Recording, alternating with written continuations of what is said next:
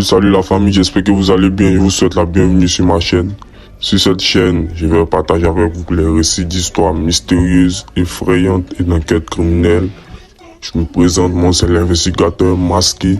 Je vous invite à vous abonner au max pour ne rien rater. Restez concentrés car l'histoire que je vais vous raconter est tirée d'une histoire réelle. Elle est à la fois effrayante et palpitante. Donc si vous êtes sensible à... L'histoire que je vais vous raconter est l'histoire de la nonne, une histoire inspirée de faits réels. Avant tout, n'oubliez surtout pas de vous abonner et d'activer la cloche de notification les amis, c'est super important. Avant de parler du personnage derrière la nonne, on va d'abord s'intéresser au film Conjuring 2, où celle-ci apparaît pour la première fois sous le nom de Valak.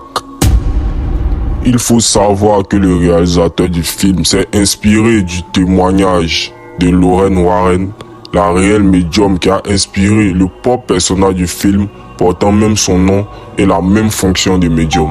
Celle-ci avait raconté une de ses sombres anecdotes dans laquelle, après avoir perdu connaissance, a rencontré Valak, le démon qui a pris l'apparence de la nonne.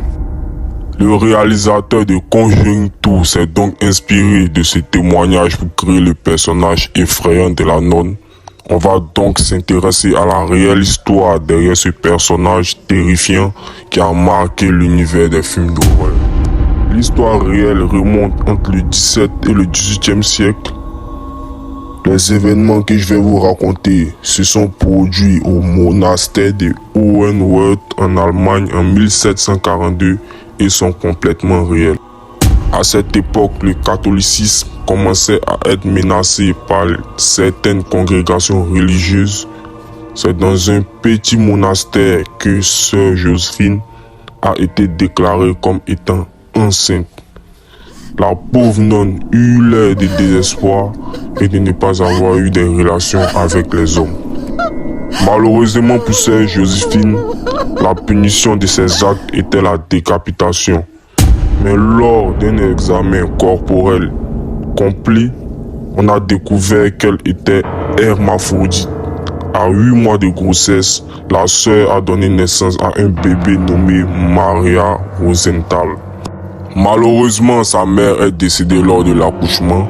Cette fille a été considérée par tous comme la réincarnation divine, mais Maria était constamment humiliée par les prêtres car ils étaient persuadés que sa naissance était démoniaque.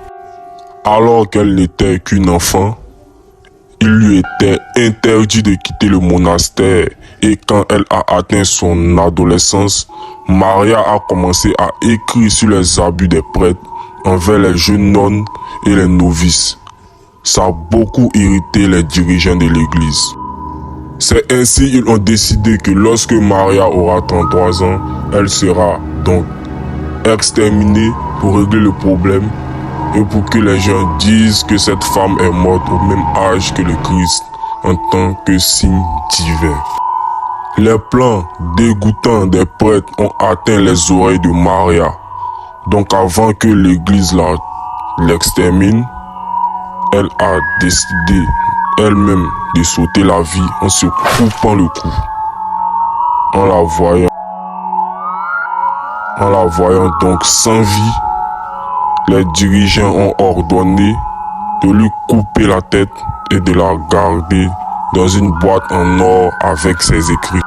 Cependant, depuis sa mort, des choses étranges ont commencé à se produire dans le monastère. La silhouette de Maria rôdait dans les couloirs à travers les murs de son ancienne chambre. On pouvait même entendre des prières en latin. Craignant qu'une malédiction ne leur tombe dessus, par vengeance, les prêtres donnèrent l'ordre de détruire le monastère. On ne saura jamais d'autre chose de Maria. Ce qu'on sait, c'est que jusqu'à aujourd'hui, la boîte en or avec sa tête est dans le Vatican. Certaines rumeurs disent que la boîte est toujours en excellent état malgré les événements survenus il y a 300 ans. Ce n'est que des milliers de secrets que l'Église cache et malheureusement, nous en saurons jamais rien. Voilà, cette vidéo tire donc à sa fin. Elle est assez courte, mais c'est intéressant de voir que même les films d'horreur peuvent être inspirés d'histoires vraies et c'est ce qui les rend tout effrayants. Si jamais vous avez aimé cette vidéo, n'hésitez pas à vous abonner, abonnez-vous et activez la cloche de notification pour encore plus de contenu. On prépare encore d'autres vidéos qu'on va vous balancer bientôt. Tirées aussi d'histoires vraies, peut-être d'enquêtes criminelles et autres, ou d'histoires encore plus effrayantes, à vous couper le souffle. N'hésitez pas à vous abonner. Abonnez-vous et activez la cloche de notification. Merci. C'était l'investigateur masqué.